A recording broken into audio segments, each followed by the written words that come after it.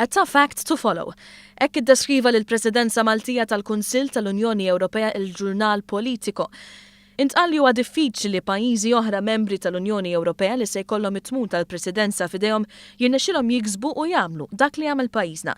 F'artiklu ta' Politico mill-pinna tal-ġurnalist ta' fama internazzjonali Ryan Heath kienu ffirmati rekords ta' 20 liġi f'dak li huwa nsejjaħ Korper 1 li huwa kumitat magħmul mir-rappreżentanti permanenti ta' kull pajjiż membru.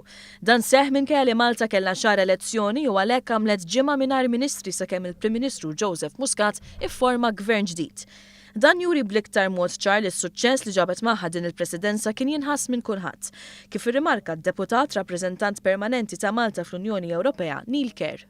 Dak li qalulna kollegi anke kien hemm direttur ġenerali tal-Kommissjoni anke kummissarji li on record qalu li we actually delivered beyond expectations.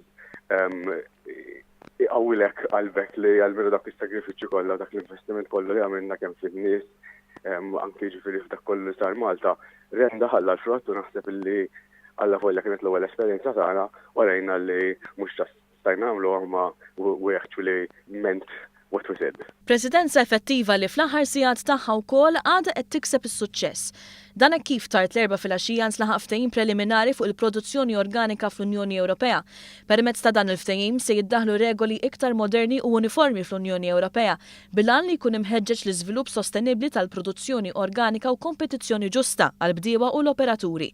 Il-ftehim preliminari huwa sinifikanti fid-dawl li ilhom għaddejjin in-negozjati fuqu għal 3 snin, jispjega Neil Kerr. Kienu diskussjonijiet relattivament diffiċli għax dana kien hemm mhux inqas minn 6 presidenzi li ħadmu fuq għad il-proposta.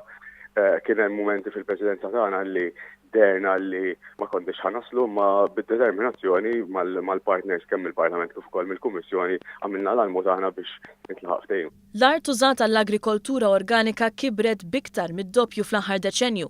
Minkejja dan il-qafas leġislattiv ma żammx ruħu aġġornat b'din l-espansjoni u għadu jinkludi prattiċi differenti u derogi.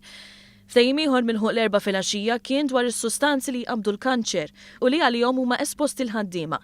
Ftehim li se jwassal biex ikun hemm limitu fuq din l-espożizzjoni u anki jirrifletti l-prijoritajiet tal-Presidenza Maltija.